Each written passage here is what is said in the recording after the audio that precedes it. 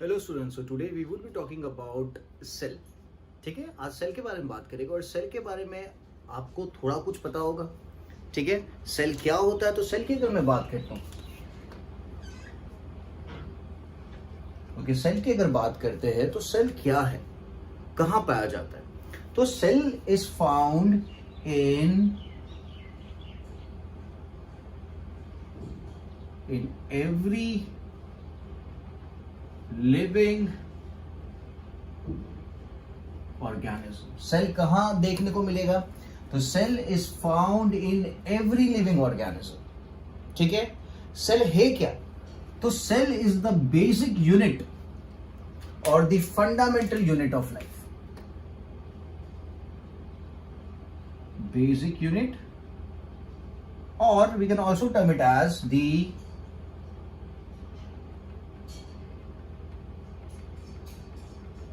Fundamental unit of life.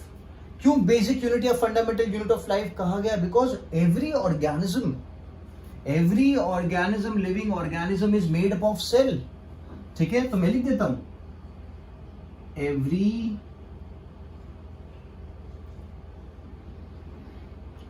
Organism is made up of cell.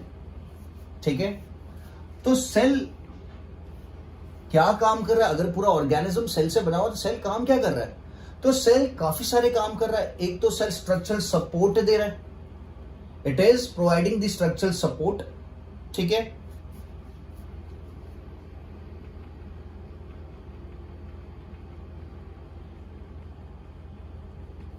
and it also helps in performing various biochemical activities.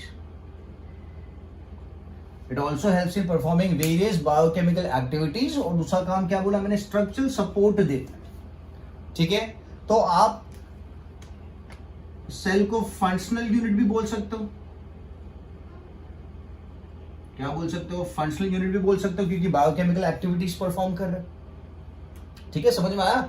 Okay, so what is a cell, तो cell is the basic unit और the fundamental unit of life. क्यों, because it provide structural support as well as it performs various biochemical activities.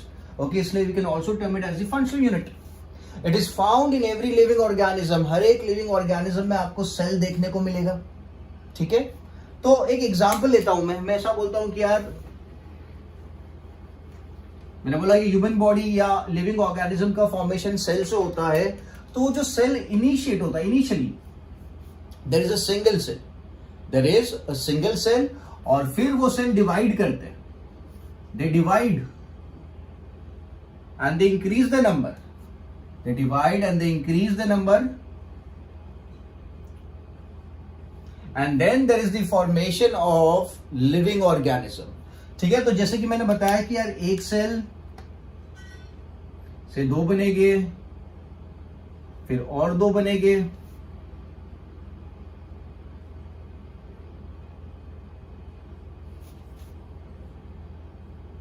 तो इस तरीके से cell क्या करेगा, अपना नंबर बढ़ाता रहेगा, बढ़ाता रहेगा, बढ़ाता रहेगा। ओके, और ये सब सेल्स आगे जाके क्या बनाएंगे, all the cells would lead to the formation of, अच्छा बाद में लिखते हैं, all the cell would lead to the formation of a tissue. ठीक है, सो ये जो सेल है, जो ह्यूमन बॉडी है या कोई भी एनिमल बॉडी है, उसका फॉर्मेशन जो हुआ था सिंगल सेल से हुआ था, और सेल का नाम क्या होगा, तो ये जो सिंगल सेल है that is termed as zygote. क्या कहा जाता है, जाइगोट। और फिर क्या होता है, इन सेल्स का फॉर्मेशन होता है, ओके, डिवीजन होता है। बायोलॉजी में डिवीजन का मतलब होता है to increase the number, division का मतलब ऐसा नहीं कि नंबर कम हो जाना।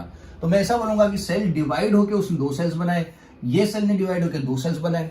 तो ये जो डिवीजन है जिससे सेल्स क्या कर रहा है, अपना नंबर बढ़ा रहा है, it is known as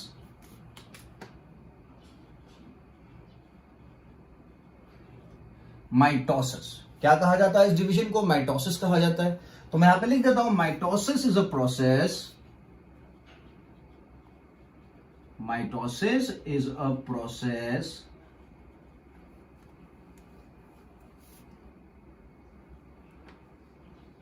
through which cell increase its number. Mitosis is a process through which cell increases its number. ठीक है, तो कोई भी ऑर्गेनिज्म का फॉर्मेशन होगा एक सिंगल सेल से, starts with a single cell. Higher animals के केस में मैं बोलूंगा जाइगोट से होता है और काफी सारे सेल्स बनते हैं और फिर यही सेल्स क्या बनाते हैं, यही सेल्स आगे जाके बनाते हैं टिश्यू. ये सब सेल्स आगे जाके क्या बनाएंगे, टिश्यू बनाएंगे और अपना एक स्पेसिफिक फंक्शन ले लेंगे, अपना एक स्पेसिफिक फंक्शन ले लेंगे. जिस तरीके से फॉर एग्जांपल अगर मैं बोलूं कि इनिशियली ये जो सेल्स है इनके पास कोई फंक्शन नहीं है कि ये कोई स्पेसिफिक काम नहीं कर रहे, बट ये जो सेल्स हैं, तो लेट्स से ये दो सेल्स है, मैं इनको बोलता हूं ये बन जाते हैं हार्ट के cell,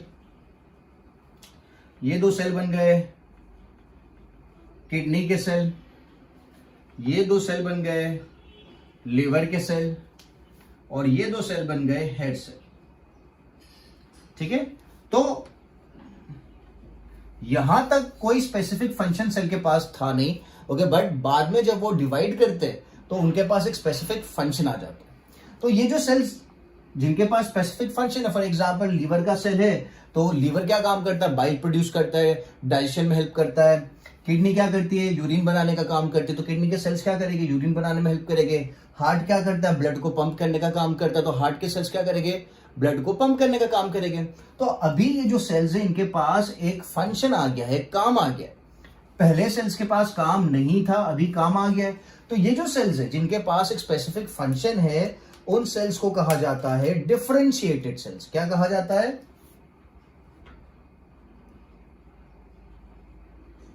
they are termed as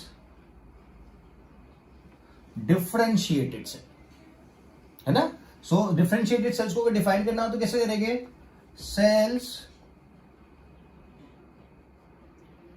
performing specific function.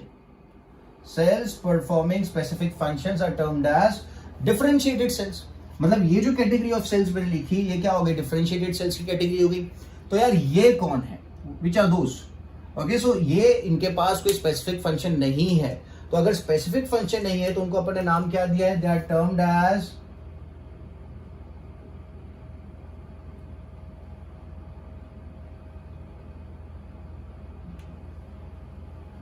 As undifferentiated cell. जैसे यहां पे कौन थे, ये जो कैटेगरी थी डिफरेंशिएटेड सेल की थी, तो ये जो कैटेगरी है ये कैटेगरी है अनडिफरेंशिएटेड सेल्स की. तो अनडिफरेंशिएटेड सेल्स कौन से, ये सब अनडिफरेंशिएटेड सेल्स है. तो sales which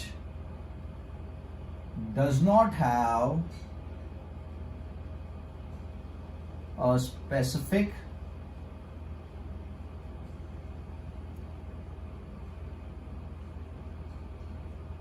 function. Cells which does not have a specific functions are termed as undifferentiated cells.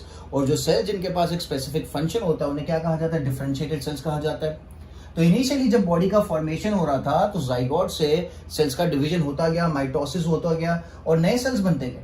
और फिर क्या हुआ, उन नए सेल्स ने एक स्पेसिफिक फंक्शन ले लिया, एक स्पेसिफिक काम ले लिया. तो जो स्पेसिफिक काम ले लिया है उन सेल्स को कहा जाता है डिफरेंशिएटेड सेल्स. और जो स्पेसिफिक काम नहीं होता है, जिन्हें स्पेसिफिक काम नहीं लिया होता है, उन्हें कहा जाता है अनडिफरेंशिएटेड सेल. ठीक है, तो सेल काफी इंपॉर्टेंट स्ट्रक्चर हो गया बॉडी का. अगर सेल को ठीक से मेंटेन करके रखेंगे तो आपकी बॉडी ठीक से काम करेगी, और अगर सेल को ठीक से मेंटेन नहीं रखेंगे तो बॉडी ठीक से काम नहीं करेगी. ठीक है, तो सेल की डिस्कवरी किसने करी थी, तो रॉबर्ट हुक नाम का जो साइंटिस्ट था, जब वो एक प्लांट की बार्क मतलब जो ट्रंक वाला पोर्शन होता है ना, वहां ट्रंक पे से उसने एक सेल लिया जिसे कहा जाता था कॉर्क सेल. कौन सा सेल, कॉर्क सेल. और उसने उसको ऑब्जर्व किया अंडर अ सिंपल माइक्रोस्कोप. उस टाइम पे तो माइक्रोस्कोप थे नहीं, तो एक सिंपल सा माइक्रोस्कोप लेके उन्होंने क्या किया, उसको ऑब्जर्व किया. ओके, उसको ऑब्जर्व किया. ओके, और ऑब्जर्व करने पे क्या देखा कि यहाँ पे हनी कोम लाइक स्ट्रक्चर है. क्या है, हनी कोम लाइक स्ट्रक्चर उसको माइक्रोस्कोप के अंदर देखने को मिला. ठीक है, और उसने उस हनीकॉम्ब लाइक स्ट्रक्चर को क्या नाम दिया, उसने बोला सेल है। He term that honeycomb structure as the cell. Okay, cell actually जो ओरिजिन है word cell, it is a Latin word जिसका मतलब क्या होता है, little room. Cell is originated from a Latin word जिसका मतलब होता है अ स्मॉल रूम और अ लिटिल रूम। ठीक है, तो मैं क्या लिखूंगा कि Robert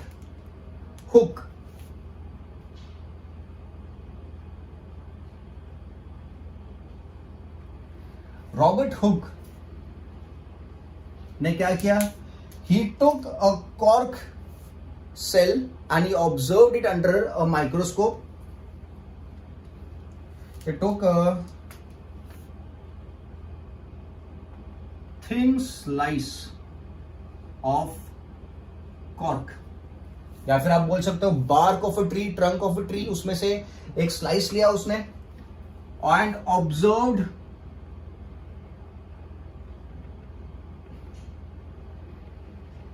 under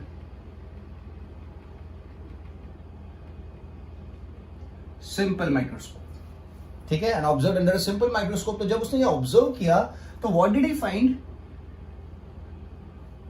he find honeycomb like structure. He found ये जो कॉर्क है, कॉर्क के अंदर तो honeycomb like structure है, मतलब इस तरीके का पैटर्न है माइक्रोस्कोप में देखने पे।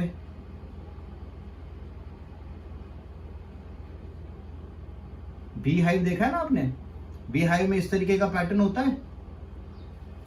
ठीक है, तो हनीकॉम्ब लाइक स्ट्रक्चर उसको देखने को मिला। तो उसने ये जो हनीकॉम्ब लाइक स्ट्रक्चर है उसको नाम दिया कि इट इज सेल। मतलब अगर आप इसे देखो तो ये लग नहीं रहा है छोटे छोटे से कंपार्टमेंट्स है, छोटे छोटे से रूम है। ओके, तो सेल जो है that is a Latin word जिसका मतलब होता है लिटिल रूम। क्या मतलब होता है, लिटिल रूम। ठीक है, तो Robert Hooke discovered cell. He discovered cell when he observed a thin slice of cork. Okay? उसने एक ट्री का कॉर्क जो था, आउटर पोर्शन जो होता है, ट्रंक वाला पोर्शन होता है, वहां से एक स्लाइस ली कॉर्क की, और जब उसने ऑब्जर्व किया तो ही ऑब्जर्व किसमें, सिंपल माइक्रोस्कोप उस टाइप पे। तो उसने मैग्नीफाइंग लेंस यूज करके एक माइक्रोस्कोप बनाया था खुद से। ओके, तो उसने क्या ऑब्जर्व किया कि यार उसके अंदर हनीकॉम्ब लाइक स्ट्रक्चर दिख रहे। क्या दिख रहा है, हनीकॉम्ब लाइक स्ट्रक्चर, मत पूड़े जैसे स्ट्रक्चर दिख रहे। ठीक है, सो ही टर्म दो स्ट्रक्चर्स एज सेल, जिसका मतलब क्या होता है, लिटिल रूम। ठीक है, नाउ दूसरे साइंटिस्ट लोग ने भी काफी सारे कंट्रीब्यूशंस दिए थे, तो उनके नाम भी अपन देख लेते हैं। तो रॉबर्ट हुक की अगर मैं बात करता हूं तो क्या बोलेंगे, रॉबर्ट हुक डिस्कवर्ड सेल। ठीक है, in the cork of the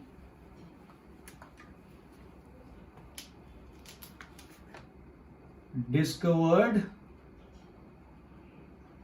cell in the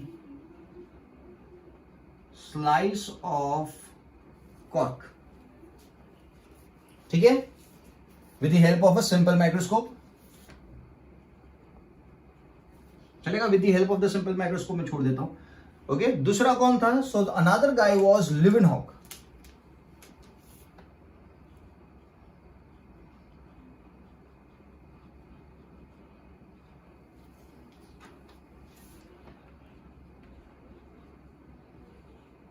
okay, Leeuwenhoek की अगर बात करते हैं तो लीवनहॉक ने क्या किया, तो Leeuwenhoek discovered a free cell और free living cell in a pond.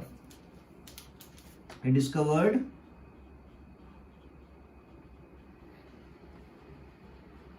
Free living cell in a pond. He discovered a free living cell in a pond. Okay, with the help of, अच्छा यहाँ पे जो microscope था वो थोड़ा एकदम what do call simple microscope था, simple एक मैग्नीफाइंग लेंस लगा हुआ था।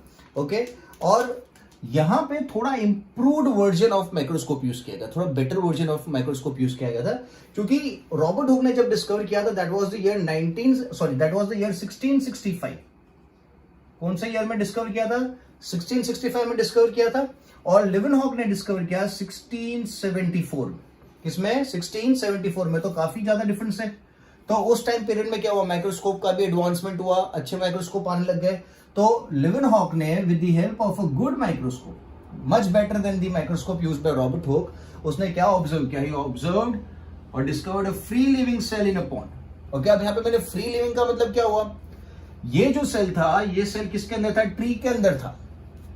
ये जो सेल है ये अकेला है, किसी के साथ नहीं है, इसलिए मैंने क्या टर्म यूज किया है, it's a free living cell. ठीक है, दूसरे साइंटिस्ट का क्या कंट्रीब्यूशन था, तो एक और साइंटिस्ट है, that is the Robert brown. Robert brown ने क्या किया, तो Robert brown discovered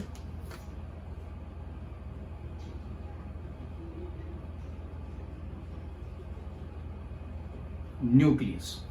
Robert Brown discovered nucleus.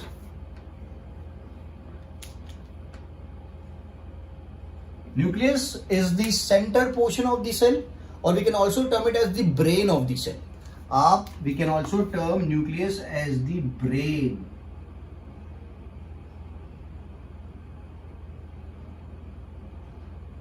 Cell का ब्रेन है ये, ठीक है। तो that was done by Robert Brown. Confusion हो जाता है, रॉबर्ट हुक ने क्या किया था, रॉबर्ट ब्राउन ने क्या किया था। तो रॉबर्ट ब्राउन ने डिस्कवर किया था न्यूक्लियस और रॉबर्ट हुक ने डिस्कवर किया था cell. Okay, then there is another two scientist, that is Schleiden and Schwann. क्या नाम है, स्किल्डन एंड स्क्वान, SCH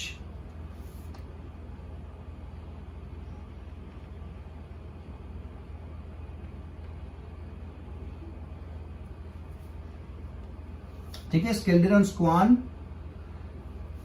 ने सेल थियरी प्रपोज करी थी। क्या प्रपोज करी थी, they propose, they presented the cell theory. और उन्होंने ऐसा बोला था कि all plants and animals are made up of cell. क्या बोला था, all plants and animals are made up of cells. तो मैं यहां पे लिखता हूं, what did they do, they presented cell theory, presented cell theory and mentioned all plant and animals are made up of cell. Presented cell theory and mentioned all plants and animals are made up of cell. ठीक है। Then there's another guy, Purkinje. कौन है, पर्किंजे नाम का एक और scientist था। उसने क्या काम किया,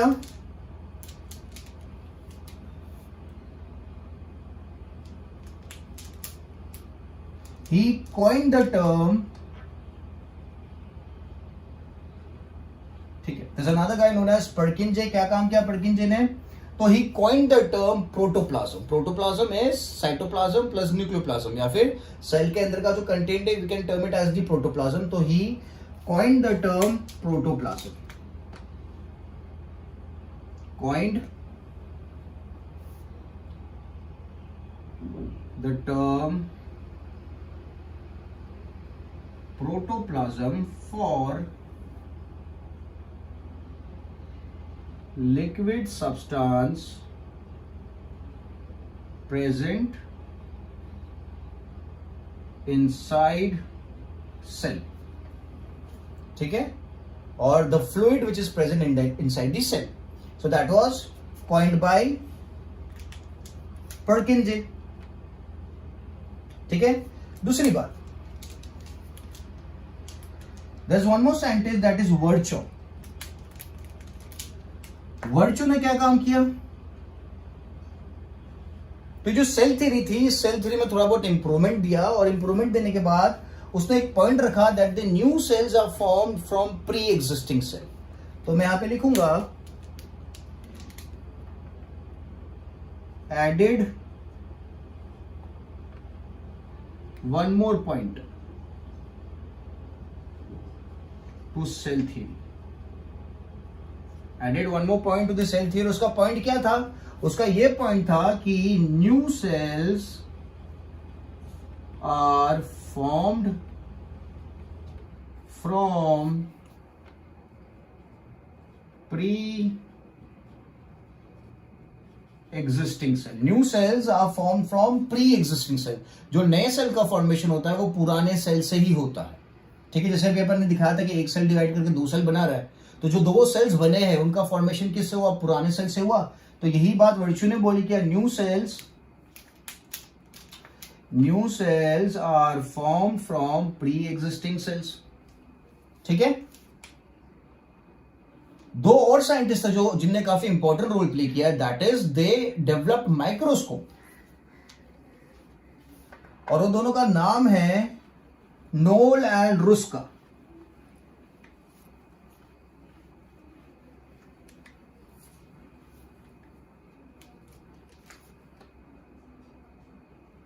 नोल एंड रुस्का,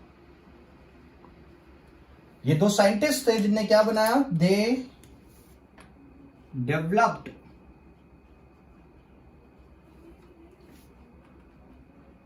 इलेक्ट्रॉन माइक्रोस्कोप. क्यों डेवलप किया इलेक्ट्रॉन माइक्रोस्कोप को? टू स्टडी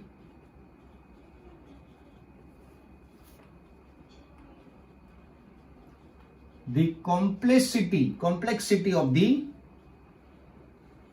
सेल का जो कॉम्प्लेक्स स्ट्रक्चर था उसको स्टडी करने के लिए नोल एंड रुस्का ने किसको डेवलप किया? इलेक्ट्रॉन माइक्रोस्कोप को डेवलप किया. ठीक है. इलेक्ट्रॉन माइक्रोस्कोप तो काफी पावरफुल माइक्रोस्कोप होता है. ओके, स्कूल्स में जो आप माइक्रोस्कोप यूज करते हो that is a simple microscope, और we can term it as the light microscope. आपने देखा होगा या फिर आप कभी यूज करोगे तो आपको पता चलेगा कि उस माइक्रोस्कोप में सनलाइट को यूज किया जाता है. सनलाइट की लाइट को यूज करके आप कोई भी इमेज को फॉर्म करते. तो इसलिए it is a very simple, it's a very primitive microscope जो स्कूल में यूज किया जाता है. सिंपल माइक्रोस्कोप, या फिर आप उसको बोल सकते हो लाइट माइक्रोस्कोप. जो सबसे एडवांस माइक्रोस्कोप होते हैं those are electron microscope. They are very very powerful. तो यहां पे भी आपको इमेज तो मिलेगी, बट इलेक्ट्रॉन माइक्रोस्कोप में अगर आप देखोगे तो इमेज काफी ज्यादा एनलार्ज्ड, काफी ज्यादा डिटेलिंग इमेज आप देख सकते हो compare to a simple microscope और अ लाइट माइक्रोस्कोप. ठीक है. So this are some of the scientist which helped in the discovery of the cell and different parts of the cell. ठीक है. अब सेल की अगर मैं बेसिक कैरेक्टरिस्टिक्स देखूं तो what is the basic characteristic of the cell?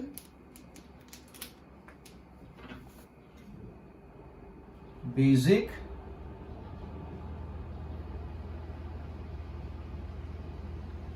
Characters अगर देखें तो बेसिक कैरेक्टर्स क्या हो गए?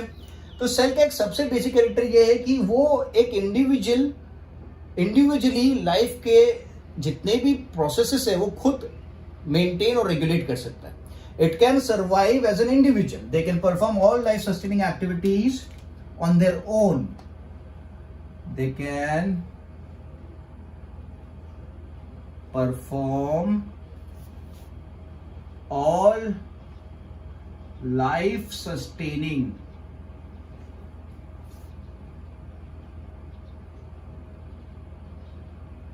activities on their own. ठीक है.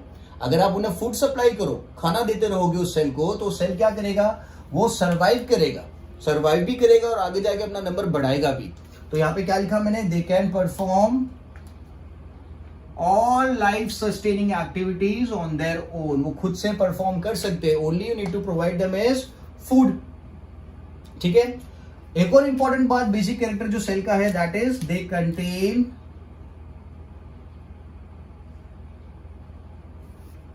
Hereditary information. कौन सी इंफॉर्मेशन है उनके पास? They contain hereditary information. Okay.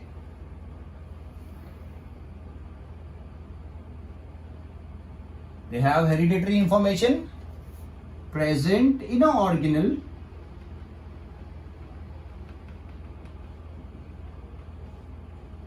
present in the nucleus of a cell.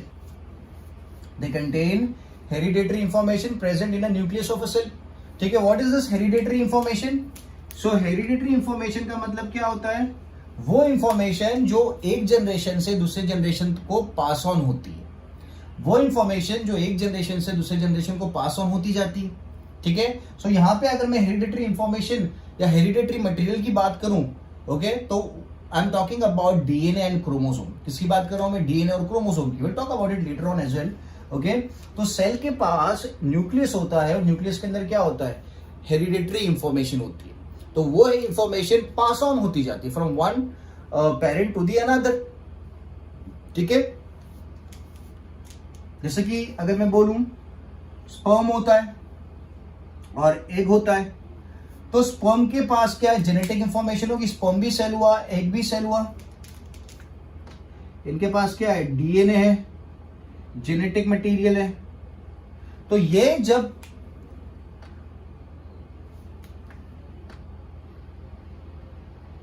ठीक है, स्पर्म फादर से आता है और एग जो होता है वो मदर से आता है. ये दोनों फ्यूज होते हैं. क्या होता है? ये दोनों का फ्यूजन होता है और फ्यूजन के बाद क्या बनता है? जाइगोट, जो अभी अपन ने लिखा था. और फिर जाइगोट से क्या बनेगा? आगे जाके जाइगोट डेवलप करेगा किस में? Into a baby. आगे जाके जाइगोट क्या बनाएगा? बेबी बनाएगा. तो यार जो जाइगोट है वो किससे बना है? स्पर्म से और ओवम से बना है, एग से बना है. ठीक है, और इसके पास जो जेनेटिक मटेरियल है किसके पास आया? हेरिडेटरी मटेरियल किसके पास आया? फादर के पास आया और मदर के पास आया. ठीक है, तो मैं यहां पे इसका जेनेटिक मटेरियल का कलर चेंज कर देता हूं. मैं इसको कर देता हूं ग्रीन. ठीक है, तो यहां पे जो जेनेटिक मटेरियल आएगा बच्चे के पास, वो जेनेटिक मटेरियल के पास क्या होगा? वो जेनेटिक मटेरियल के पास मदर का भी जेनेटिक मटेरियल है और फादर का भी जेनेटिक मटेरियल है. तो इसीलिए जो बेबी का फॉर्मेशन होगा, तो बेबी किसके जैसा दिखेगा? अपने पेरेंट्स के जैसा दिखेगा. मे बी उसकी नोज मदर की जैसी हो, मे बी उसके फेस, उसकी जो आईज फादर की जैसी हो, हाइट मदर की जैसी हो, बाल फादर की जैसे हो. क्यों? बिकॉज जो हेरिडेटरी मटेरियल है, जो जेनेटिक इंफॉर्मेशन है, उसको कहां से मिली है? उसके फादर से मिली और मदर से मिली है. तो इसलिए जो सेल होगा, सेल के पास क्या होता है? हेरिडेटरी इंफॉर्मेशन होती है. ठीक है, ओके. तो यार यहां से मैं रब कर देता हूं. आप वीडियो को पॉज करके जो भी मैं लिख रहा हूं उसको आप कॉपी करके नोट्स बनाओगे. Third point, they have the ability to increase the number. जो अभी अपन ने देखा था, दे कैन अंडरगो डिविजन. तो मैं लिखता हूं they have the ability to have the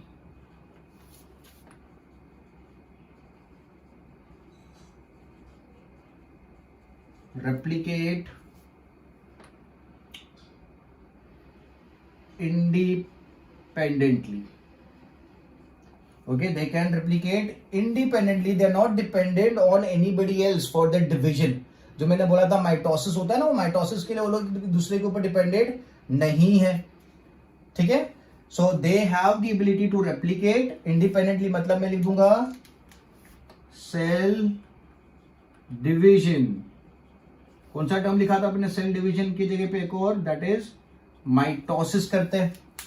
ठीक है, अगर मैं सेल को न्यूट्रिशन सप्लाई कर रहा हूं तो सेल क्या करेगा? एक तो खुद सब अपने आप को सस्टेन कर सकता है, लाइफ सस्टेनिंग एक्टिविटीज परफॉर्म कर सकता है और फिर अपना नंबर भी बढ़ा सकता है. इट कैन इंक्रीज इस नंबर एज वेल. ठीक है, फिर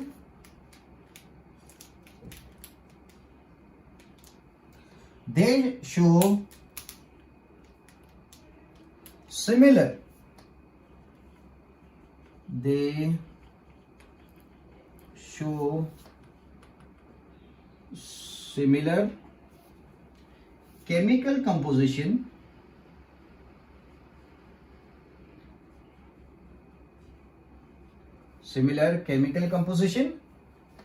and metabolic activities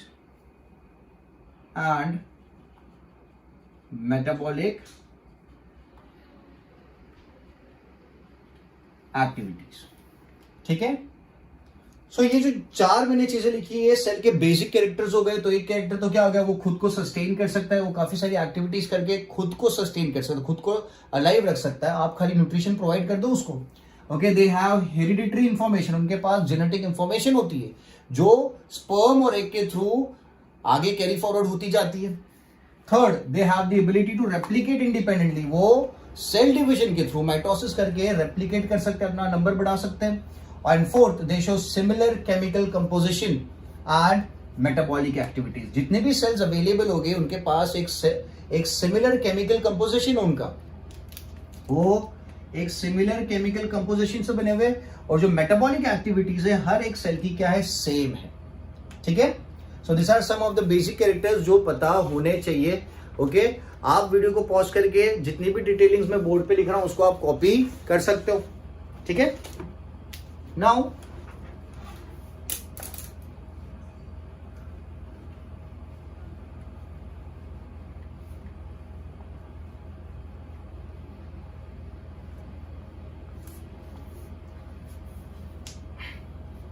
जो बात अभी अपन कर रहे थे कि जो सेल्स है, जब काफी सारे सेल्स साथ में आ जाएंगे, they are going to form what, वो बनाते हैं टिश्यू। क्या बनाते हैं, टिश्यू। जब काफी सारे टिश्यू साथ में आ जाएंगे तो क्या बनेगा, ऑर्गन बनेगा। और जब काफी सारे ऑर्गन साथ में आ जाएंगे तो क्या बनेगा, ऑर्गन सिस्टम बनेगा। और जब काफी सारे ऑर्गन साथ में आ जाएंगे, ऑर्गन सिस्टम साथ में आ जाएंगे तो क्या बनेगा, तो बनता है पूरा के पूरा ऑर्गेनिज्म। क्या बनता है, पूरा के पूरा ऑर्गेनिज्म। इसीलिए आप देखो सेल एक सबसे बेसिक यूनिट है। ये पूरा जो सिस्टम है उसका बेसिक यूनिट कौन है, सेल है। ठीक है, ऑर्गन सिस्टम अगर आपको नहीं पता हो तो मैं बोल दूं डाइजेस्टिव सिस्टम है, एक्सक्रीटरी सिस्टम है। ओके, सो इन्हें क्या कहा जाता है, ऑर्गन सिस्टम कहा जाता है। तो ऑर्गन सिस्टम बनती है ऑर्गन से, ऑर्गन बनते हैं टिश्यू से, टिश्यू बनता है सेल से। और सेल के अंदर क्या है, सेल के अंदर क्या है, तो सेल के अंदर है different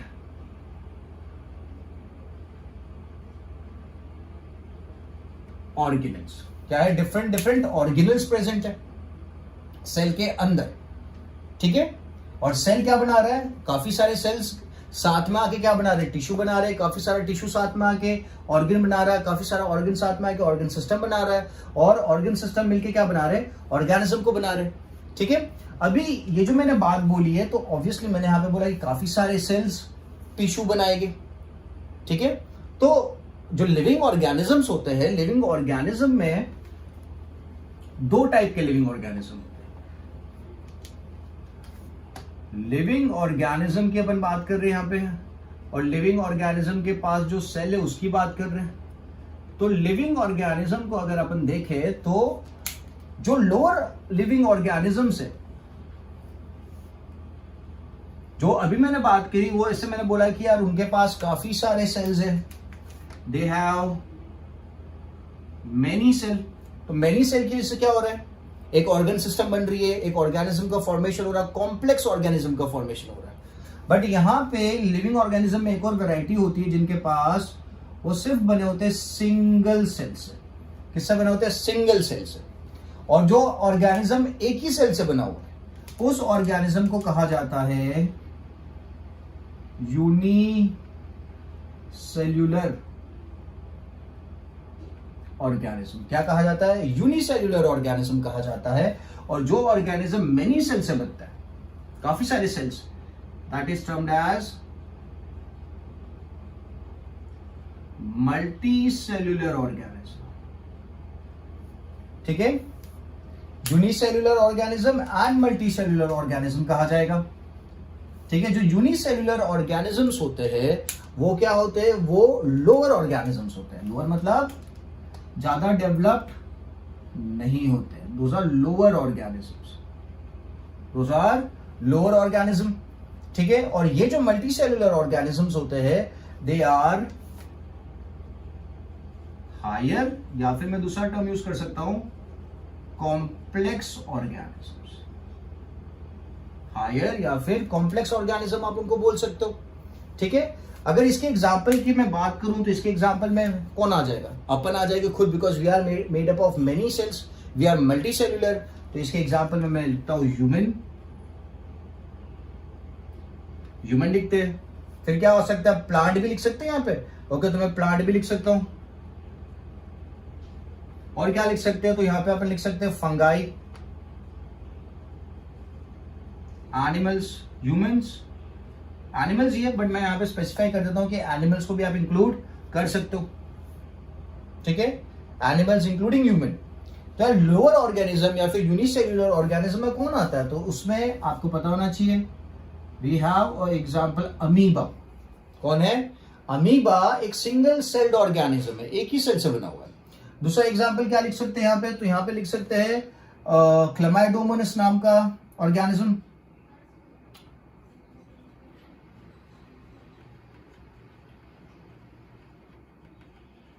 okay, so we have Chlamydomonas. ठीक है, और एक और लिखते हैं पैरामेशियम। कौन है? पैरामेशियम। ठीक है, तो 3 एग्जांपल्स मैंने यहां पे दे दिए। तो अमीबा है, क्लैमाइडोमोनास है, पैरामेशियम है, या फिर आप कोई बैक्टीरिया की बात करो तो ये चारों चीजें क्या होगी? ये चारों चीजें सिंगल सेल्ड होगी, मतलब यूनिसेल्युलर होगी, और लोअर ऑर्गेनिज्म में आएंगे ये लोग। बल्कि अगर आप एनिमल्स की बात करो, प्लांट्स की बात करो, फंगाई की बात करो, ह्यूमंस की बात करो, तो ये क्या हो गए? मल्टी सेल्युलर ऑर्गेनिजम्स हो गए, हायर एंड कॉम्प्लेक्स ऑर्गेनिजम्स हो गए, क्योंकि इनके पास क्या ऑर्गन सिस्टम है। इनके पास ऑर्गन सिस्टम देखने को मिलती है, इनके पास ऑर्गन सिस्टम देखने को नहीं मिलती है। ठीक है, तो लिविंग ऑर्गेनिज्म की 2 वैरायटीज मैंने आपको बता दी, सिंगल सेल वाले एंड मल्टी सेल वाले।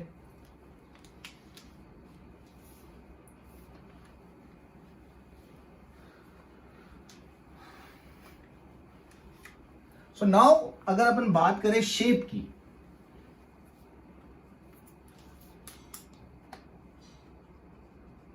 शेप ऑफ सेल, यार सेल का शेप क्या होता है?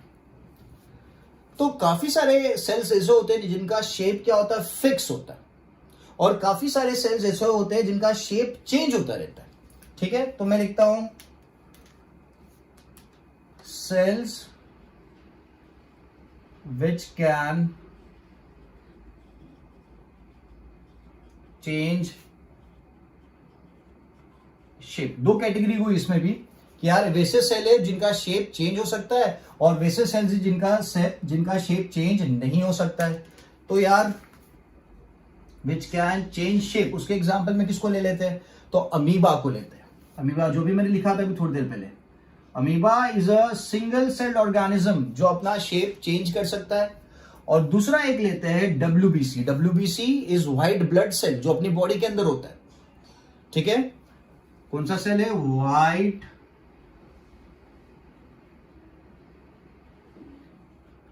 या फिर we can also term it as WBC. इसे क्या कहा जाता है? डब्ल्यूबीसी कहा जाता है। ठीक है, डब्ल्यूबीसी का अगर मैं इंपॉर्टेंस बता दूं तो ये क्या काम करते हैं? डब्ल्यूबीसीज आपकी बॉडी के सोल्जर्स है। आपकी बॉडी में अगर कोई बैक्टीरिया एंटर होता है या कोई ऐसी चीज एंटर होती है जो आपकी बॉडी को हार्म कर सकती है, तो डब्ल्यूबीसी क्या करेंगे? आपकी बॉडी को उस चीज से बचाएंगे। क्या करेंगे? उससे बचाएंगे। तो मैं आप लिख देता हूं, white blood cells are soldiers of our body. ठीक है, सोल्जर्स क्या काम करेंगे? कोई भी चीज बॉडी में अगर एंटर होती है वो बॉडी को हार्म कर सकती है, तो उससे बचाने का काम किसका है? डब्ल्यूबीसी का। ठीक है, क्लियर है? सो व्हाइट ब्लड सेल्स अपना शेप चेंज कर सकते हैं, और अमीबा भी अपना शेप चेंज कर सकता है। फिर अपन लिखते हैं cells which cannot change shape। cells which cannot change shape, fix shape है उनका। ठीक है, सो मैं लिख देता हूं फिक्स शेप। ओके, तो काफी सारे ऐसे सेल्स हैं जिनका शेप क्या है? काफी फिक्स है। ओके, वो लोग अपना शेप चेंज नहीं कर सकते। जैसे कि अगर मैं बात करूं फैट सेल्स की, ओके, तो फैट सेल्स का शेप जो होता है दैट इज एलिप्टिकल।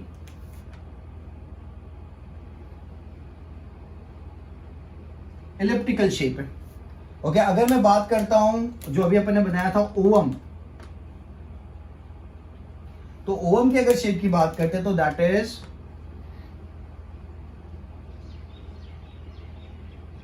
स्पेरिकल। ठीक है, अगर मैं बात करता हूं मसल की, muscle cell,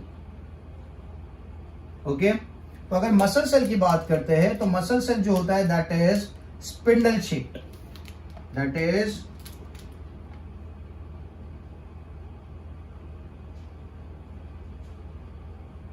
spindle shaped.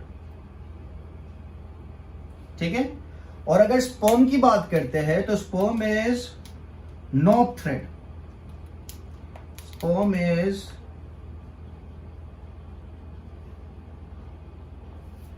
knob threaded structure, knobbed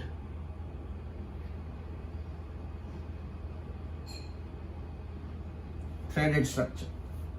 ठीक है, और अगर नर्व सेल की बात करते हैं तो nerve cell is elongated structure. यहां पे लिख देता हूं, नर्व सेल जो होता है उसका जो शेप होता है that is elongated.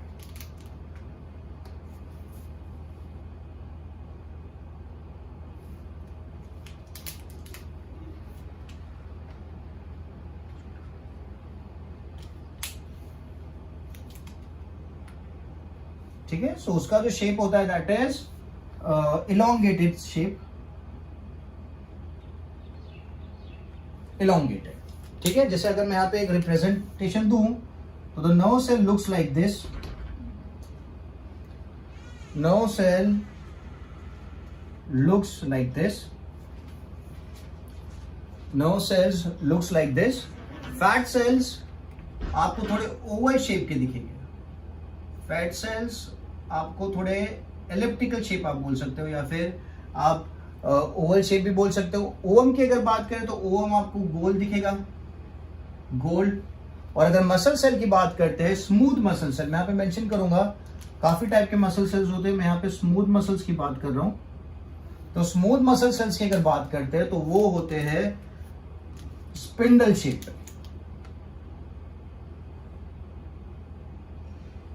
They are spindle shaped. और अगर स्पर्म की बात करते हैं तो स्पर्म का स्ट्रक्चर तो अभी आपने देखा था, स्पर्म जो होते हैं वो इस तरीके के शेप के होते हैं, नॉब थ्रेड स्ट्रक्चर।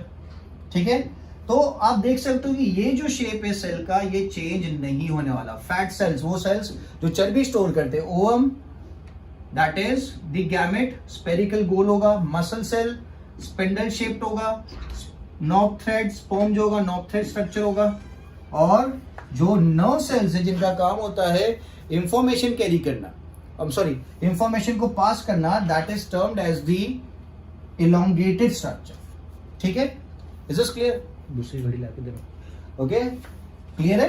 सो यहां पे मैंने क्या बोला कि यार जो शेप चेंज नहीं करते हैं, और यहां पे मैंने बोला जो शेप चेंज करते हैं that is amoeba and WBC, और जो शेप चेंज नहीं करते हैं those are fat cells, ovum, smooth cells, sperm, nerve cells. मैंने शेप भी दिखा दिया आपको। ठीक है, तो फैट सेल, कोई भी फैट सेल अगर आप देखोगे तो उसका शेप यही होगा, कोई भी ओवम आप देखोगे उसका सेल यही होगा, कोई भी मसल सेल देखोगे स्मूथ तो उसका स्पिंडल शेप होगा। ओके, स्पर्म का शेप ये होगा, और अगर नर्व सेल की बात करता हूं तो इलोंगेटेड स्ट्रक्चर देखने को मिलेगा आपको। ठीक है, okay, so now moving ahead, सबसे बड़ा सेल कौन सा है और सबसे छोटा सेल कौन सा है? The biggest cell is the cell और द ऑस्ट्रिच एग।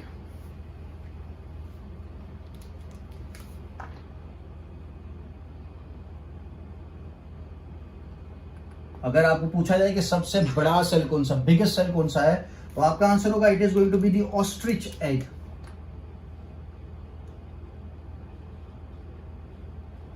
ऑस्ट्रिच का जो अंडा होता है that is a single cell, okay, and it is termed as the biggest cell in the world. ठीक है, अगर आपको पूछा जाए which is the smallest cell,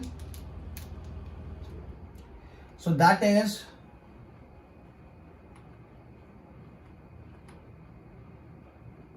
so the smallest cell is a very primitive organism termed as mycoplasma.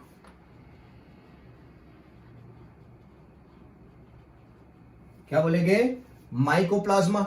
ठीक है, जिसकी अगर साइज की अगर मैं बात करता हूं तो वो 0.1 से लेके 0.5 माइक्रोमीटर की साइज का ही है. 0.1 से लेके 0.5 माइक्रोमीटर ही उसकी साइज है. और अगर पूछा जाता है कि which is the longest cell,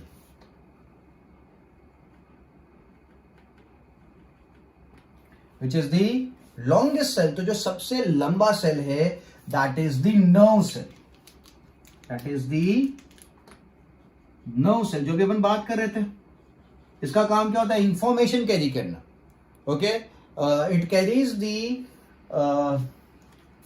sensation from one body part two the other body part. ठीक है, सो नर्व सेल्स जो है, अगर उनकी मैं साइज की बात करूं, लॉन्गेस्ट सेल अपन ने इसको टर्म दिया है, so they are 90 centimetre long. Some of the nerve cell can be 90 centimetre long. ठीक है, so now you have an idea कि बिगेस्ट सेल कौन सा है, स्मॉलेस्ट सेल कौन सा है, लॉन्गेस्ट सेल कौन सा है. ठीक है,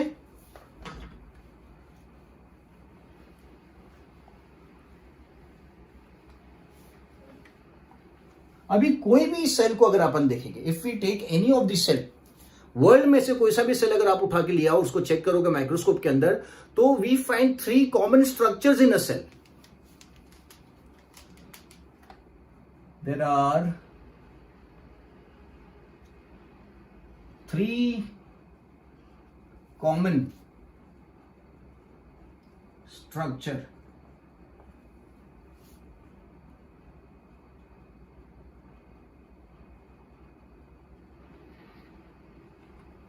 There are 3 common structures present in all the cell. हर एक सेल कहीं से भी आप लेके आ जाओगे तो उसके पास ये 3 कॉमन स्ट्रक्चर आपको देखने को मिलेंगे ही. और वो 3 कॉमन स्ट्रक्चर कौन से हैं? So the cell would contain the cytoplasm. ठीक है, आपको साइटोप्लाज्म देखने को मिलेगा, आपको प्लाज्मा मेम्ब्रेन देखने को मिलेगी. प्लाज्मा मेम्ब्रेन, दूसरा स्ट्रक्चर जो आपको देखने को मिलेगा न्यूक्लियस, और तीसरा स्ट्रक्चर जो आपको देखने को मिलेगा दैट इज साइटोप्लाज्म. ओके, ये तीनों स्ट्रक्चर क्या है? ये कॉमन है. You take any cell that should be the higher cell और the cell of a higher organism, not the cell of the lower organism. क्योंकि अगर आप लोअर ऑर्गेनिज्म देखोगे तो उसके अंदर ये चीज ठीक से डेवलप नहीं होती है. A nucleus is not well developed inside a lower organism or a primitive cell or a prokaryotic cell. We'll talk about what is a prokaryotic cell. ठीक है, पर अगर आप यूकैरियोटिक सेल की बात करते हो या फिर हायर एनिमल्स की बात करते हो, तो हायर एनिमल्स में ये चीज, तीनों चीज आपको देखने को मिलेगी ही. ठीक है, क्लियर है? Now will talk about the plasma membrane. ठीक है, तो प्लाज्मा मेम्ब्रेन क्या है?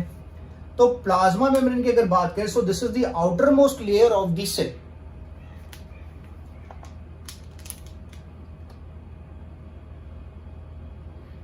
आउटर मोस्ट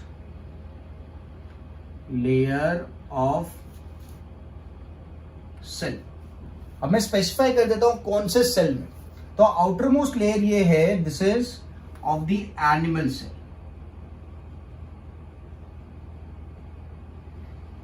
ठीक है, एनिमल्स में आउटर मोस्ट लेयर बना रहा है एंड दूसरे एनिमल्स में भी मिलता है, तो it is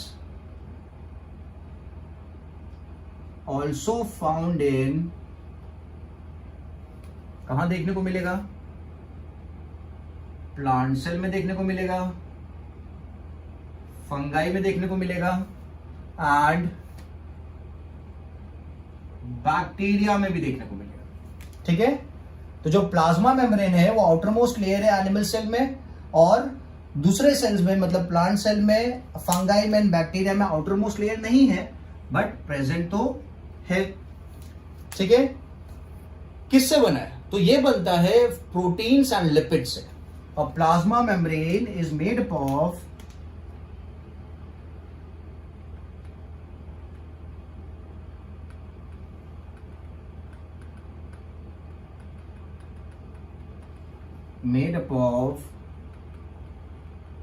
proteins and lipids, ठीक है। प्रोटीन्स एंड लिपिड से बनता है, ठीक है। काम क्या है मेम्ब्रेन का, किस काम में हेल्पफुल है? तो यार it is providing the shape structure to the cell, to the animal cell लिखेंगे, provides shape and structure to animal cell. It provide shape and structure to the animal cell, ठीक है। और क्या काम कर सकता है? तो it helps in engulfing of food.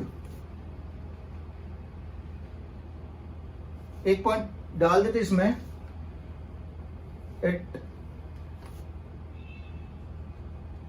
It is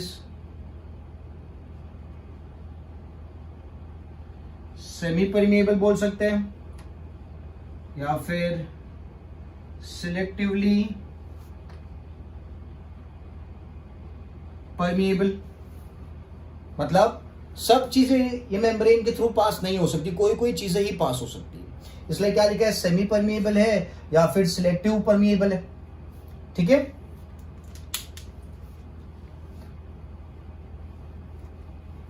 amoeba में it also helps in engulfing food. Plasma membrane in amoeba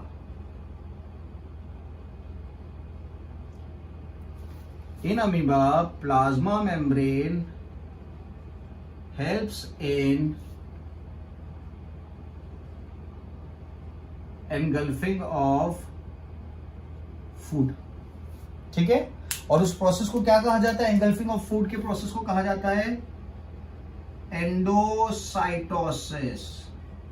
क्या कहा जाता है? Endocytosis. engulfing of food by the plasma membrane in amoeba is termed as endocytosis, ठीक है। दूसरा एक role जो मेम्ब्रेन का है, दैट इज इंपॉर्टेंट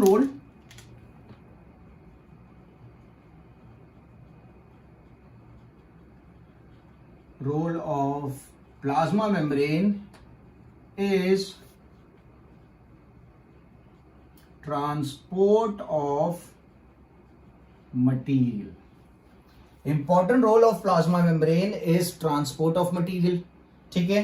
तीन तरीके से मटेरियल को ट्रांसपोर्ट किया जा सकता है। एक है डिफ्यूजन, दूसरा है ऑस्मोसिस एंड तीसरा है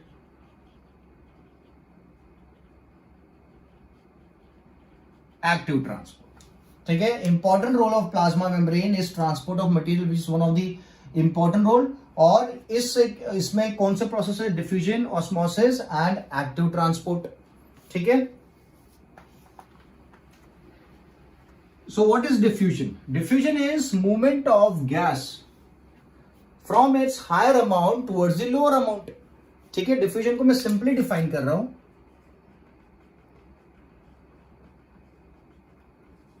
क्या है diffusion? Diffusion is movement of gas,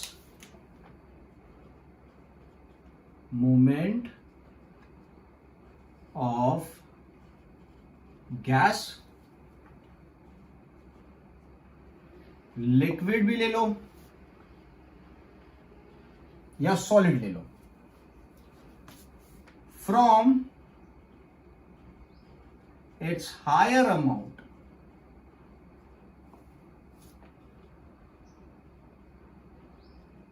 to lower amount. Gas, liquid या फिर सॉलिड जब अपने हायर अमाउंट से लोअर अमाउंट की तरफ जाते हैं, अपने ज्यादा अमाउंट से लोअर अमाउंट की तरफ मूव करते हैं, उस प्रोसेस को क्या कहा जाता है? Diffusion. Okay, diffusion is very common with gas. Okay, gas में काफी कॉमन भी है, और आप ये भी लिख सकते हो it is faster with gas. Diffusion is rapid, fast in gas. ठीक है, diffusion is rapid in gas या फिर फास्ट इन गैस। दूसरा जो मैंने बताया ऑस्मोसिस, क्या बोलेंगे? ऑस्मोसिस। What is osmosis? अब osmosis is movement of liquid, ध्यान से सुनना, osmosis is movement of liquid और सॉल्वेंट। सॉल्वेंट अपन देखेंगे, मूवमेंट ऑफ लिक्विड और solvent from its higher amount to lower amount, from its higher amount to lower amount through a semi permeable membrane। जब liquid या फिर solvent अपने higher amount से lower amount की तरफ जाता है through a semi permeable membrane, through a semi-permeable membrane, that process is termed as osmosis। ठीक है, तो सेमी परमिएबल मेम्ब्रेन मतलब कौन सी मेम्ब्रेन हो गई? प्लाज्मा मेम्ब्रेन होगी। ठीक है, सो डिफ्यूजन में क्या हो रहा है कि तीनों चीज का मूवमेंट हो सकता है, गैस का, लिक्विड का, सॉलिड का भी, बट ऑस्मोसिस में there is movement of liquid only.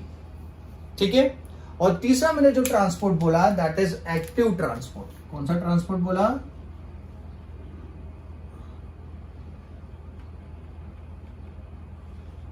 Okay, यहां पे डिफाइन कैसे करेंगे? सो यहां पे लिखेंगे movement of particle, movement of substances लिख लेते हैं, फ्रॉम, यहां पे मैंने लिखा फ्रॉम हायर अमाउंट, तो मैं लिखूंगा movement of substances from lower amount to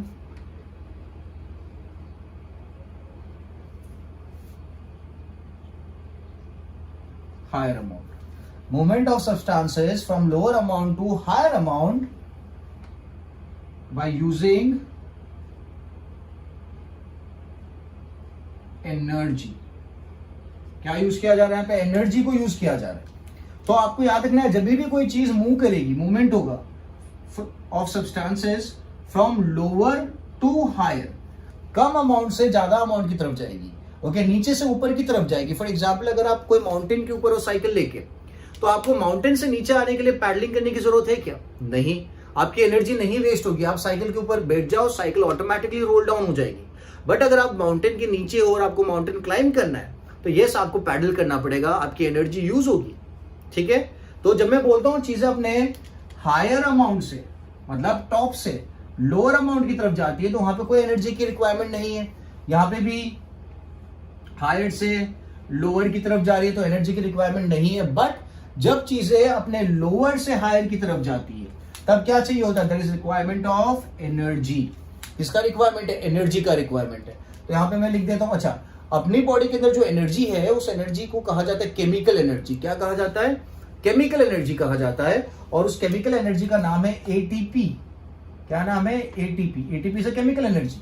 ठीक है, तो मैं यहां पे लिखता हूं डिफ्यूजन में केमिकल एनर्जी की जरूरत नहीं है, ऑस्मोसिस में भी केमिकल एनर्जी की जरूरत नहीं है, और एक्टिव ट्रांसपोर्ट में रिक्वायरमेंट है क्या? तो यस, इट इज रिक्वायर्ड। समझ में आ गया? तो डिफ्यूजन में नहीं है, ऑस्मोसिस में नहीं है, एक्टिव ट्रांसपोर्ट में रिक्वायरमेंट है। ठीक है, यहां पे एक और चीज मैं मेंशन कर देता हूं, मेम्ब्रेन के अंदर प्रोटीन्स होते हैं, और वो प्रोटीन किसका काम करते हैं? पंप का काम करते हैं, चीजों को पंप करने का काम करते हैं एक जगह से दूसरी जगह। आपको पता होगा, आपके घर पे अगर मोटर लगी हुई, इलेक्ट्रिक मोटर जो पानी को टंकी में डालती है, तो वो मोटर बिना इलेक्ट्रिसिटी का काम थोड़ी करेगी, उसमें भी एनर्जी रिक्वायरमेंट है। तो जब मैं बोलता हूं पंप यूज किया जा रहा है, तो आपको पता चल जाना चाहिए कि एनर्जी यूज करी जा रही है। कौन सी energy? Chemical ATP energy use करी जा रही है।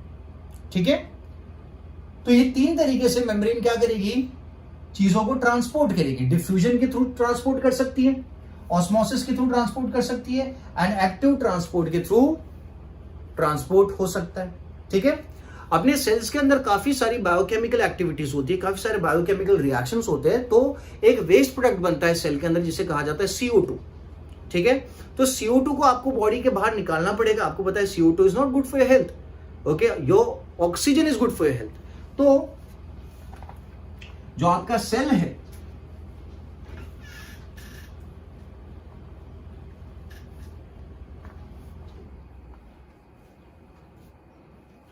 जो आपका सेल है उसके अंदर बायोकेमिकल एक्टिविटीज की वजह से CO2 का प्रोपोर्शन काफी ज्यादा हो जाता है, और जब उसके अंदर CO2 का प्रोपोर्शन काफी ज्यादा हो जाता है तो दैट इज नॉट गुड। ठीक है, तो आप क्या करते हो, आप इनहेल करते हो, आप सांस लेते हो। सो व्हेन यू इनहेल आपकी बॉडी में ऑक्सीजन जाता है। तो जब आपकी बॉडी में ऑक्सीजन जाता है, बॉडी में मतलब आपके लंग्स के अंदर ऑक्सीजन है, आपके ब्लड के अंदर ऑक्सीजन, लेट्स से ब्लड के अंदर क्या है, ऑक्सीजन का प्रोपोर्शन ज्यादा है, और आपके सेल के अंदर किसका प्रोपोर्शन ज्यादा है, CO2 का प्रोपोर्शन ज्यादा है। तो अब क्या होगा, यहाँ पे डिफ्यूजन होगा। जैसे मैंने बताया था कि गैस क्या करती है, अपने हायर अमाउंट से लोअर अमाउंट की तरफ जाती है। तो यार बाहर की तरफ तो CO2 है ही नहीं, अंदर की तरफ तो O2 नहीं है। ठीक है, तो अब क्या होगा, CO2 क्या करेगा, अपने हायर अमाउंट से, मतलब CO2 would enter the blood. CO2 cell में से कहां चला जाएगा, ब्लड के पास चला जाएगा, और O2 ब्लड में से कहां आ जाएगा, सेल के पास आ जाएगा। ठीक है, सेल के अंदर जो CO2 प्रोड्यूस हुआ था वो कहां पहुंचेगा, वो ब्लड के पास जाएगा, और ब्लड के पास जो ऑक्सीजन आया था जब आपने ब्रीथ किया तो वो ऑक्सीजन कहां जाएगा, आपके सेल के अंदर चला जाएगा। ठीक है, ये जो प्रोसेस है इसे क्या कहा जाता है, this is termed as diffusion. This is termed as diffusion.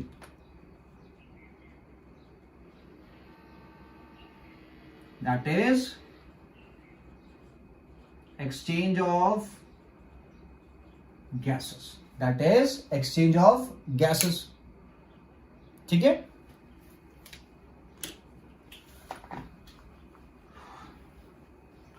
अभी मैंने बात करी थी ऑस्मोसिस की, कि सॉल्वेंट या लिक्विड या फिर वाटर मूव करता है अपने हायर अमाउंट से लोअर अमाउंट के लिए। तो उसको थोड़ा और बेटर अंडरस्टैंड करने के लिए will talk about the solutions first, कि सॉल्यूशंस क्या होते हैं। ठीक है, तो अगर मैं सॉल्यूशन की बात करता हूं, ठीक है, ये अच्छे से समझना, कोई भी सॉल्यूशन है वो 2 चीज से बना होता है, 2 कंपोनेंट से बना होता है। Solution is made up of, now आपको अगर कंफ्यूजन आ रहा है कि सॉल्यूशन क्या है, तो आपको पता होना, जैसे कि आपने शरबत बनाया, ओके, तो शरबत में आप पानी ले रहे हो, आप रसना ले रहे हो, या फिर आप लेमन डाल रहे हो।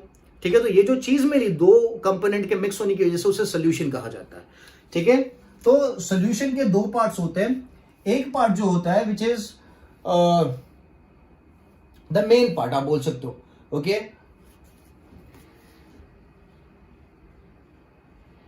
It is termed as solvent.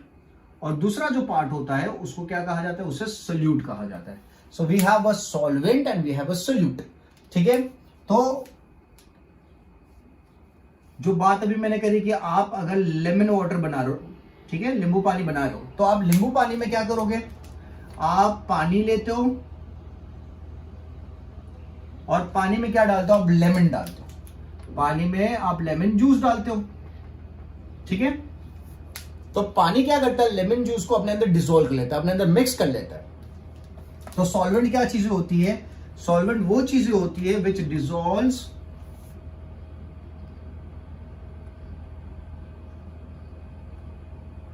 जो सोल्यूट को डिसॉल्व कर लेती है। लेमन क्या था, सोल्यूट था, और पानी क्या है, सॉल्वेंट है। तो डिसॉल्व सोल्यूट, और सोल्यूट क्या होता है,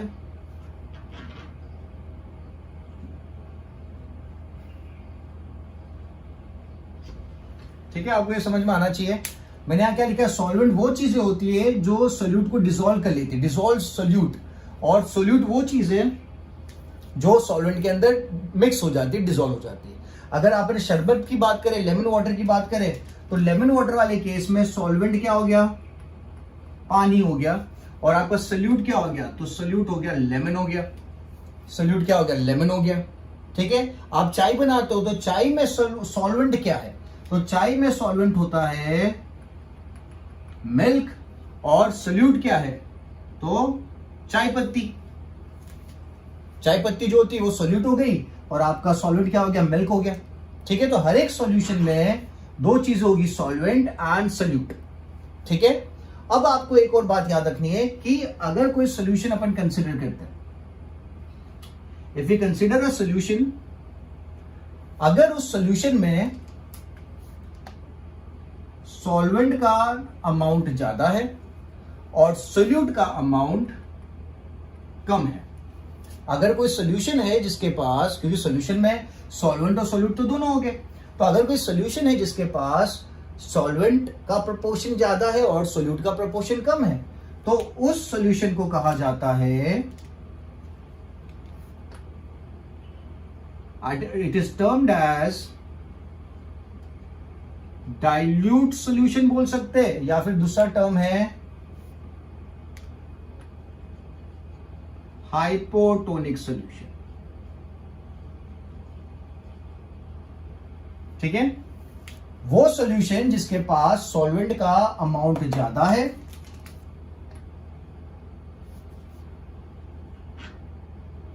और सोल्यूट का अमाउंट कम है। ठीक है, फिर दूसरे टाइप का सॉल्यूशन है जिसमें सॉल्वेंट का अमाउंट कम है और सोल्यूट का अमाउंट ज्यादा है। तो ये जो टाइप का सॉल्यूशन है, इस सॉल्यूशन को कहा जाता है कॉन्सेंट्रेटेड सॉल्यूशन। कौन सा solution,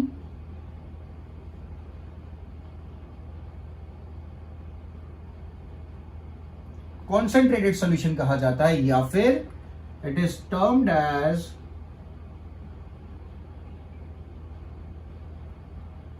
hypertonic solution. Concentrated solution या फिर हाइपरटोनिक सॉल्यूशन बोलेंगे, या फिर डाइल्यूट या फिर हाइपोटोनिक सॉल्यूशन बोलेंगे। तो आपको क्या याद रखना है कि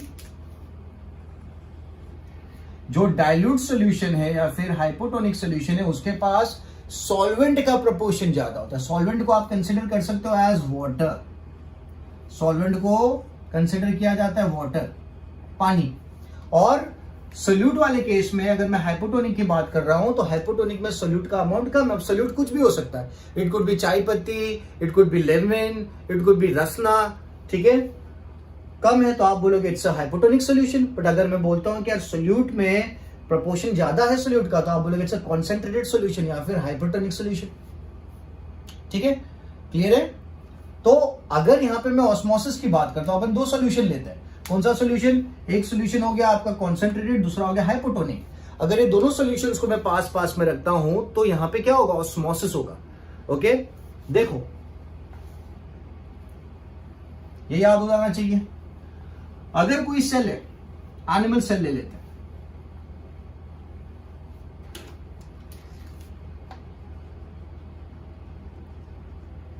अगर एनिमल सेल की बात करते हैं और एनिमल सेल के पास प्लाज्मा मेम्ब्रेन होती है, और अगर एनिमल सेल को मैं कंटेनर में रखता हूं और उस कंटेनर में देयर इज अ सॉल्यूशन, ठीक है, और वो सॉल्यूशन है कौन सा सॉल्यूशन, तो सॉल्यूशन है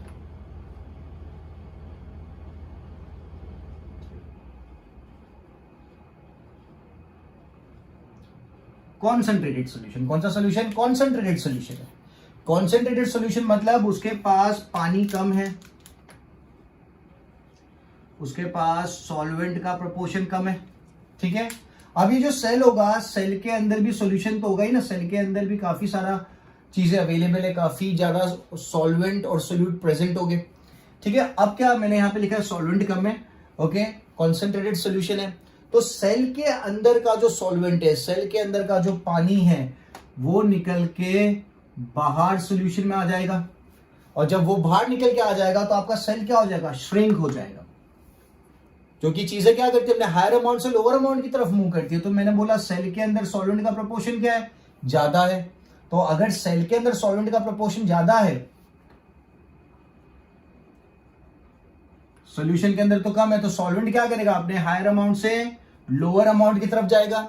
और सेल के पास तो मेम्ब्रेन भी है, तो मेम्ब्रेन के थ्रू जाएगा, तो इस प्रोसेस को क्या कहा जाएगा? ऑस्मोसिस कहा जाएगा। जब सॉल्वेंट अपने हायर अमाउंट से लोअर अमाउंट की तरफ जाता है, यहां पे आप देख सकते हो क्योंकि बाहर कॉन्सेंट्रेटेड सॉल्यूशन है और अंदर आपका डाइल्यूट सॉल्यूशन कंसिडर कर लेते हैं, ठीक है। मैं यहां पे लिख देता हूं, सेल के पास कौन सा सॉल्यूशन है? Cell consist of dilute solution, ठीक है। तो डाइल्यूट सॉल्यूशन में तो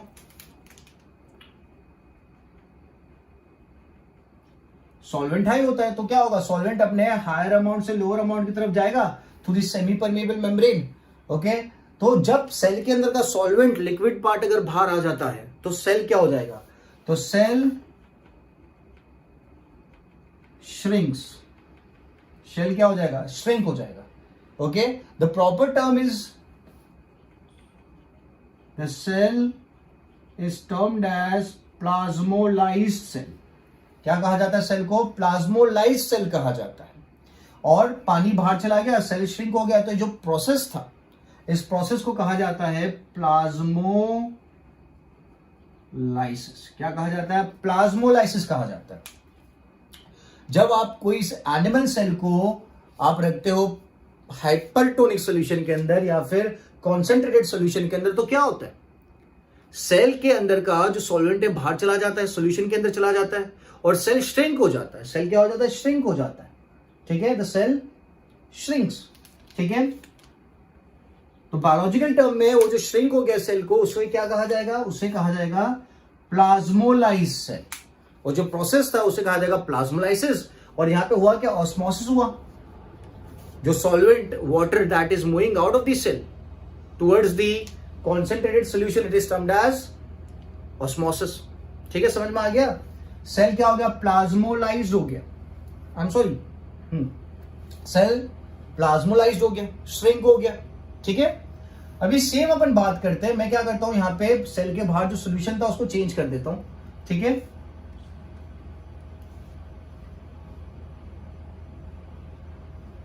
अभी सेल के बाहर जो सॉल्यूशन है उसको अपन बना देते हैं डाइल्यूट सॉल्यूशन। कौन सा सॉल्यूशन? डाइल्यूट सॉल्यूशन बना देते हैं। डाइल्यूट सॉल्यूशन के पास क्या ज्यादा होता है? तो डाइल्यूट सॉल्यूशन के पास सॉल्वेंट ज्यादा है। तो अगर बाहर डाइल्यूट सॉल्यूशन है तो सेल कंसिस्ट ऑफ कौन सा सॉल्यूशन? तो बट ऑब्वियसली कंपैरिजन अगर आप करोगे तो cell consist of what do you call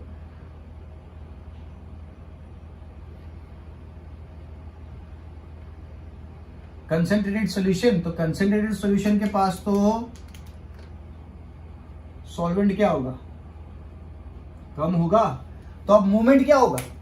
अब लिक्विड का मूवमेंट होगा बाहर से अंदर की तरफ। स्टार्टिंग में मूवमेंट कहां था? अंदर से बाहर की तरफ था। अब मूवमेंट होगा, जो लिक्विड है वो जाएगा, जो लिक्विड है वो जाएगा बाहर से अंदर की तरफ, ठीक है। अब जब लिक्विड बाहर से अंदर मतलब डाइल्यूट सॉल्यूशन से मूव करेगा कॉन्सेंट्रेटेड सॉल्यूशन के ऊपर, डाइल्यूट सॉल्यूशन से मूव करेगा कॉन्सेंट्रेटेड सॉल्यूशन के अंदर, ओके। तो आपका सेल के अंदर पानी जाएगा, सॉल्वेंट जाएगा। जब सेल के अंदर पानी जाएगा तो सेल क्या होगा? फूल जाएगा, ओके।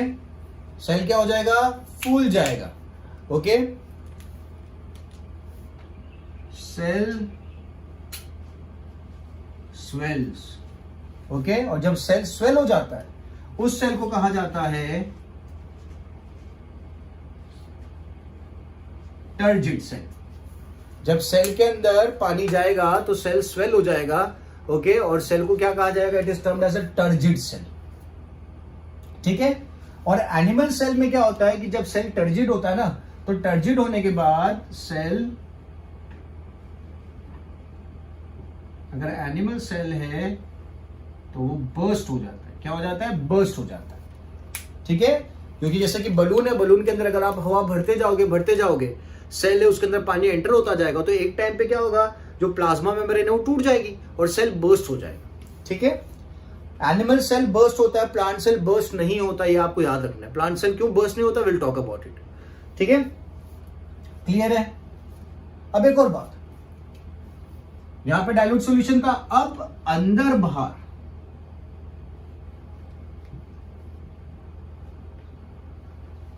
सेम सॉल्यूशन है, अंदर भी सॉल्यूशन सेम है,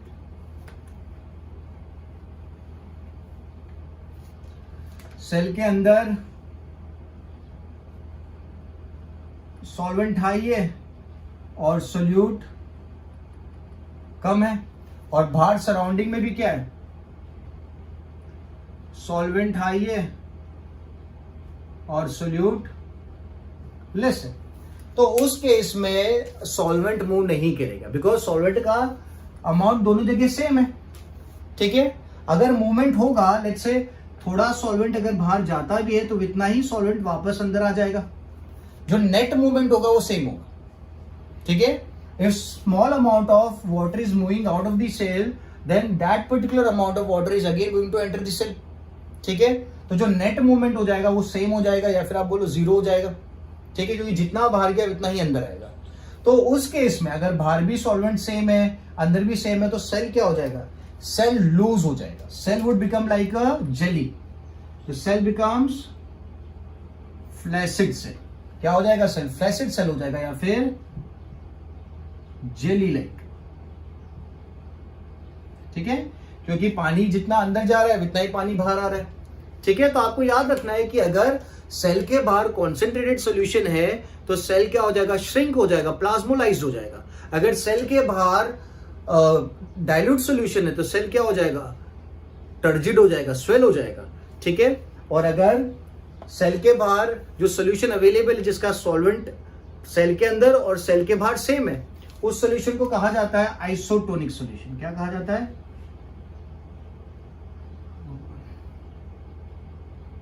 it is termed as isotonic solution. तो आइसोटोनिक सॉल्यूशन होगा तो जो नेट मूवमेंट होगा वो क्या रहेगा, सेम रहेगा। तो सेल क्या हो जाएगा, लूज हो जाएगा थोड़ा सा, it would look like a jelly और इट वुड बिकम फ्लैसिड, ठीक है। Okay, so we did talk about the membrane, okay, we did talk about the membrane, okay. और मेम्ब्रेन के जो मैंने फंक्शंस आपको बता दिया क्या क्या फंक्शंस होते हैं, ठीक है। So I will keep this much for the lecture. आप वीडियो को अच्छे से देखना, वीडियो को देखने के बाद नोट्स बना लेना, और जब आपकी नोट्स बन जाती है तो आप मुझे नोट्स का फोटोग्राफ क्लिक करके मुझे व्हाट्सएप कर देना, ठीक है। और हर एक व्हाट्सएप में आपका नाम नीचे होना चाहिए कि किसकी नोट्स है, ओके, क्लियर है। सो अभी we have reached to the cell membrane, okay, अभी बाकी के फंक्शंस बाकी है। So in the next lecture we will be talking about different parts of cells, ठीक है। चलो, थैंक यू।